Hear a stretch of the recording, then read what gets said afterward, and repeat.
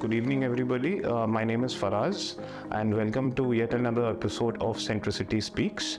And I have my colleague Aditya Shankar with me. Hi. So, today we have a very interesting topic to discuss, which is the relationship between the US bond yields and the Indian equity markets.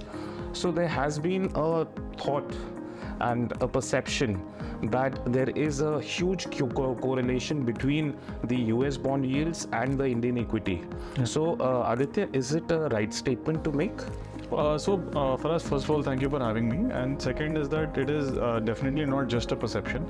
I think there's definitely trend and statistics to back this thought.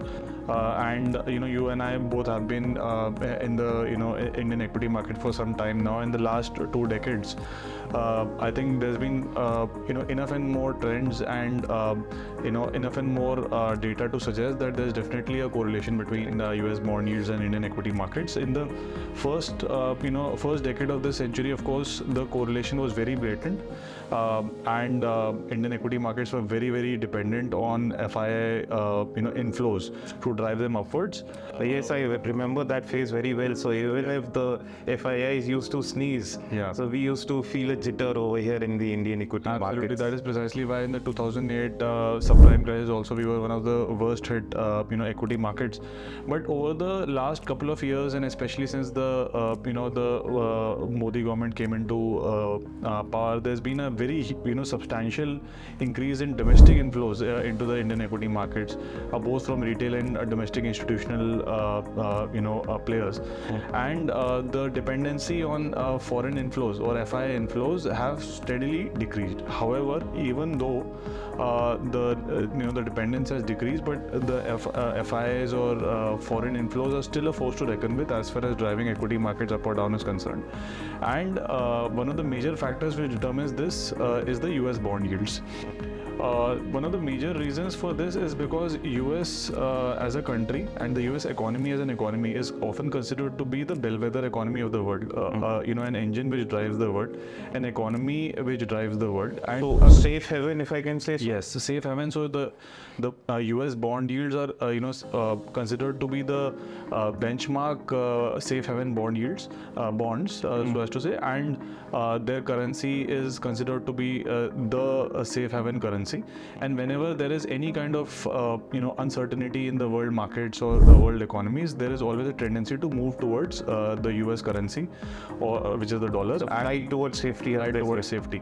Right. So the US, for various purposes, the US Fed keeps increasing or decreasing rates for various purposes. For example, whenever there is a crisis situation, for example, the pandemic was one such crisis situation, and to keep the economy growing and the growth engine growing, the Fed reduced the interest rates to near zero, which basically led to a influx of liquidity not only to the US markets but also the global markets, and therefore there is definitely a very blatant correlation till today between US bond yields and Indian equity markets. So I guess this whole phenomena when the US actually pumped in liquidity post the subprime crisis or the pandemic, I think so then the global liquidity kind of reached the pinnacle, and that is when we saw all the risk assets, as they say, doing pretty well. Yes. So India being one of them. Yes. So if you remember, not only Indian listed equities, but also private equities, in terms of a lot of venture capital, entered India, and there was a free flow of money flowing into risky assets in India. For example, Indian startups were raising record-breaking inflows from these foreign venture capital firms and private equity firms, and Indian equities in general was a very huge recipient. So having said this, the opposite is also true. When the bond yields go up in the US, it also has a very negative impact. So I guess that is the situation right now, when we have seen the yields actually being increased by the US Fed at historic high speeds, if I can say so. Yes. So in no time the rates went up from 0% to 5% levels. Yes. So the recent spike in US interest rates has been unprecedented in the not only the magnitude of it, but also the speed at which the rates have been hiked. So which was not expected at all, and which has definitely had a negative impact on the Indian equity markets, because if you see for a majority of the last year, Indian equities have delivered a near zero return. Correct. And basically a post-inflation negative return, and this is primarily because FIs have pulled out money big time and basically gone back to safe haven US bonds. So, Aditya, one question which I would like to ask for the for the larger audience is why this shift actually happened, because Indian economy is growing at a very good pace. Yeah. So why are FIIs moving their money to the US? Obviously, in light of the interest rate development. Yes. So if you can just throw some more light so that our audience also understands much better. So one is a very intuitive reason, which is that when the US yields go up, the US dollar appreciates vis-a-vis emerging market currencies. In this case, the Indian rupee. Okay. Right, and when that happens, it is only logical for an FII to move money back to the US to a stronger currency, rather than taking losses in terms of currency here in India. So one is that. Second is that when the rates are low, the spread between the US bonds and the Indian equity is high, which is often termed loosely as a spread theory. It should be worthwhile for an institutional investor to take money out of the US and to pour money into an emerging market asset, emerging market equity.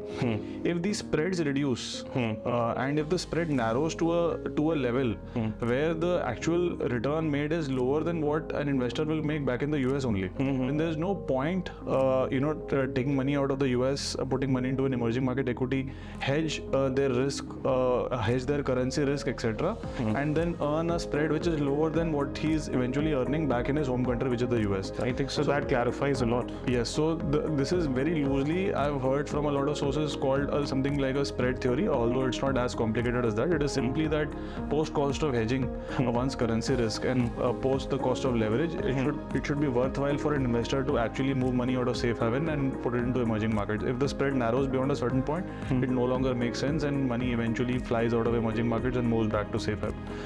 Yeah. So I think so there is also perceived enhancement in the the risk involved in the emerging markets like India when such a situation arises, and that is why, as we said earlier, that flight to safety happens. Yes, so sentiments play a very major role. Whenever there's a flight to safety, there is always a dent in the sentiment of investor sentiment in emerging markets, and which keeps the domestic investor also largely out of the domestic markets. So there is always an impact. However, India has been fairly resilient, and I would like to add that, and domestic investors have shown their faith in their equity markets and have steadily poured in money. However, the speed of that domestic inflow has certainly slowed down in the last couple of months, but nonetheless it has remained. Yeah, Aditya, I'd like to actually make a point that over a period of time, the correlation between the FII flows and the DII flows into the Indian equity market, they are almost at a perfect negative correlation, I should say. Yes, so whenever FIIs are pulling, the DIIs are actually kind of investing, and vice versa. So that is there have been also instances, there have been a couple of phases in the last couple of months, in the last couple of quarters rather, where while FIIs have been net sellers, DIIs have been net buyers. So it is almost opposite correlation, if you're very right in saying that, and which kind of makes me glad also, because we are now confident enough as an equity market, mature enough as a market, both institutionally and retail wise, to have enough faith in our markets. And it's only a matter of time when the US Fed has already announced a stalemate in their hikes, and sooner or later in the next couple of quarters they'll plan a reduction in the rates also. So eventually money will flow back to our markets. Till then we'll have to just wait and sit tight. And Aditya, one more very interesting point which you actually brought up was the currency angle. Yeah. So whenever the Indian rupee is actually depreciating, I think so that also makes our imports costlier. And I think so that has larger ramifications. Yes, so it makes imports costlier, it makes exports more attractive.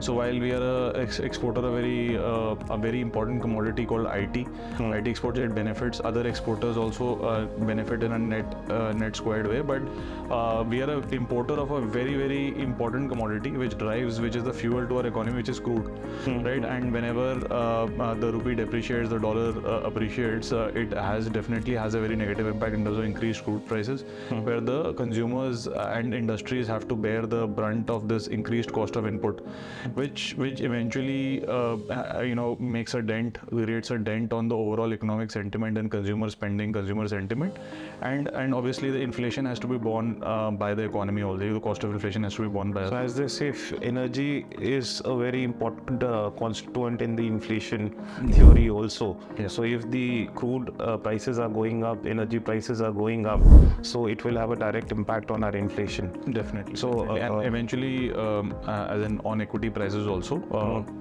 it definitely has an impact. Yeah. So there were some very nice inputs from you, Aditya. So thank you so very much. My pleasure. For your time. And there is one more topic actually which came to our mind, is because this is something like a lead indicator. Yes. So I think so we should cover the lead indicators also sometime. Yes, For the in our benefit of our subsequent episodes, we'll definitely cover certain very major lead indicators to a very broad analysis of or predictive analysis of what is to come in equity markets, and some minor indicators also, which are markers to identify in which direction the equity markets will move. So this will cover in some subsequent. So before signing off, I'd like to just kind of sum up by saying that there is a big correlationship between the US bond yields and the equity markets, and there is a definite impact on the Indian equities, because ultimately if the rates are higher in a perceived safe haven, so the risk assets or the risk money moves this thing from the risky assets to safer havens. Correct. So I think so that is one very important factor one should be looking at and tracking when investing into equity markets. So thank you so very much, Aditya, for your time, Thank you. and look forward for the next episode. Thank you, viewers, for watching. Thank you.